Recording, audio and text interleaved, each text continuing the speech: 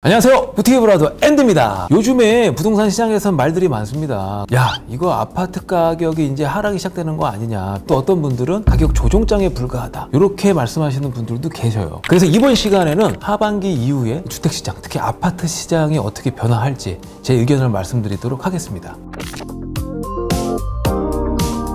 저 같은 경우에는 큰 대전제를 만들어 놓거든요. 대전제의 변화가 없는 한은 작은 것들은 단기적으로 가격을 낮추는 모습을 볼 수 있지만 추가적인 상승이 이루어질 수밖에 없다라고 저는 보거든요. 그렇다면은 변곡점이라고 말하는 사람들도 일리가 그럼 없냐? 아니에요. 단기간에 집값 상승이 굉장히 빨랐고 시장이 피로도가 쌓였다는 거죠. 최근 들어서는 대출 규제도 굉장히 강해졌죠. 지난 과거보다 금리도 인상이 되고 있습니다. 그리고 앞으로 더 금리가 높게 인상이 될 예정입니다. 이러다 보니까 매수세가 위축될 수밖에 없다. 서울 아파트 매매 주간 변동률 추이라고 해서 9월 달까지 봤을 때도 한 0.19였다가 10월 달에 0.17까지 떨어집니다. 그런데 언제든지 추가로 상승할 수 있고 과거의 지표를 봐도 다시 상승하는 모습을 보인 적도 있다, 이런 의견들이 나오고 있는데, 서울 아파트 매수 우위 지수라는 게 있어요. 현재 10월 기준으로 했을 때 96.5. 자, 그럼 요거는 시장에 100개의 집이 나와 있는 거라고 생각하시면 돼요. 매수 우위 지수가 100이라는 거는 100명이 사겠다고 시장에 나온 거라고 보시면 돼요. 100을 넘었을 때부터는 매수자들끼리 경쟁을 하니까 당연히 집값이 올라간다. 매수 지수가 100 이하로 떨어져 각각의 매도자들이 경쟁을 하겠죠. 조금이나마 낮춰서 빨리 팔려고 할 거 아니겠습니까? 이런 식으로 생각하면 딱 좋다.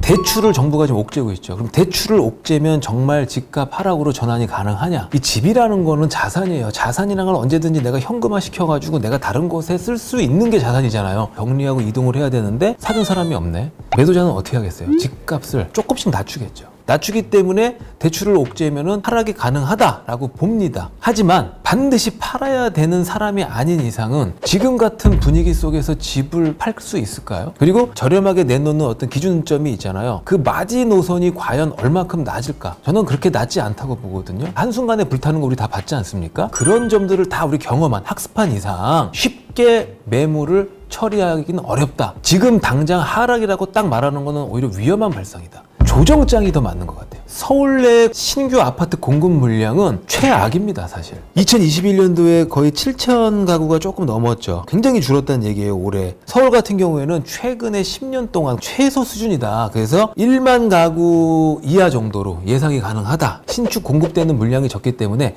새 아파트는 희소성을 계속 높일 것이다. 희소성에 의해서 높은 몸값을 형성할 수밖에 없겠죠.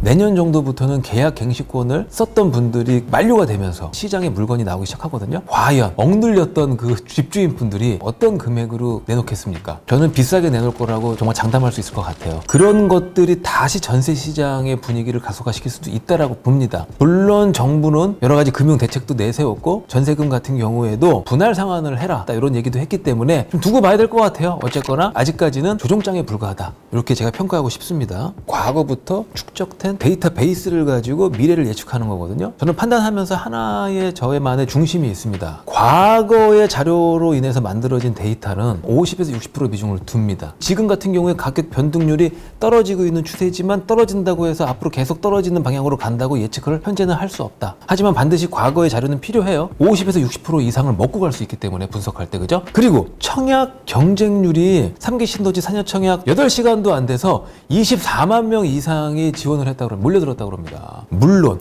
대출에 대한 규제가 많기 때문에 과거에 비해서 좀 떨어졌다 할지라도 집의 소유에 대한 열기가 없어진 게 아니라 하고 싶어도 안 한 게 아니냐라고 저는 분석을 해요. 3기 신도시만 보더라도요, 공급 물량이 이제 실제로 나오기까지는 많은 시간이 필요할 것 같습니다. 3년만 돼도 다행일 것 같아요. 그죠? 더 그 이상이 된다면 혼란이 가속화될 수밖에 없을 거라고 봐요. 그러면 그거는 또 부동산 시장 가격 상승의 촉매 역할을 또 할 수 있다. 이거는 대출을 옥죄구의 문제가 아니다, 가치적인 문제라고 말하는 사람도 있습니다. 저는 그쪽에 들어가요. 이게 대전제에 들어와 있거든요. 제가 갖고 있는 대전제. 바로 돈가치의 하락입니다. 지금 하이퍼 인플레이션 때문에 돈가치가 없어지고 물가가 굉장히 뜹니다. 그러니까 부동산에 대한 열기는 계속 될 확률이 높기 때문에 대출을 옥죄해서 곡선의 변화를 좀 잠잠하게 당분간 만들 수는 있지만 그런 수요가 뚫고 들어올 수 있지 않겠냐. 서민, 국민의 돈줄을 오랜 기간 맡기도 굉장히 정부로서는 부담스러울 수 있다라는 판단 하에서 집값 하락까지 전환은 어렵다라고 또 말씀드리고 싶습니다.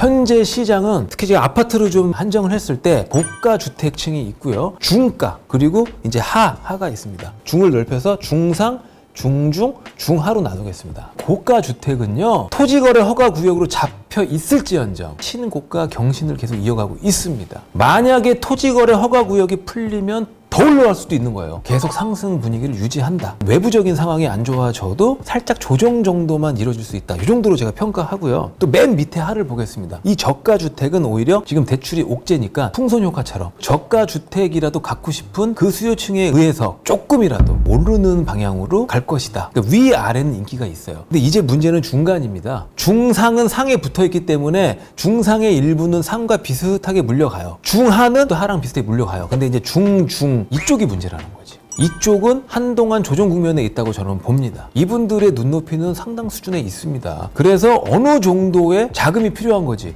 근데 대출을 옥죄고 DSR 규정 강화시키니까 이분들이 그만큼의 자금을 확보를 못하는 거죠. 그러면 저가로 가느냐? 아니에요. 당분간 대기할 것 같습니다. 기관이 조사를 했는데 집을 1년 뒤까지 기다리겠다. 훨씬 많았어. 집을 포기하는 게 아니라 1년 뒤에라도 사겠다는 사람들이 굉장히 많다라는 겁니다. 이 대기 수요 때문에 조정 기간이 좀 길어질 수 있다. 하지만 기회만 되면 상승장으로 바뀔 것이다 라는 예측을 제가 하고 싶습니다. 2017년도 이후 서울 아파트 값이 2번 정도 하락 기간이 있었다고 합니다. 짧게는 한 달 정도 하락 기간이 있었고요. 2018년 9월 13일 대책이 딱 발표되고 6개월간의 하락 기간이 생겼대요. 이어졌대요. 그 내용에서 가장 중요한 포인트는 다주택자의 주택담보 대출을 금지하겠다는 내용이었거든요. 그러니까 돈줄을 막으면 하락이 되는구나를 정부도 느꼈다는 겁니다. 내년 대선 이전까지 돈줄을 좀 묶지 않을까. 이제 앞으로 좀 준비해야 될 내용이 뭐냐면, 부동산 투자하시는 분들은 새로운 규제가 또 추가가 될 수도 있기 때문에 매수의 의향이 있으시다면 좀 빨리 움직이 날 수도 있다라는 말씀을 드리고 싶고요. 또 대선 이후의 전국에 대해서는 또 앤디가 발빠르게 준비를 해서 또 말씀드리도록 하겠습니다. 자, 오늘 영상도 좋으셨다면 알람, 좋아요, 구독까지 부탁드리겠습니다.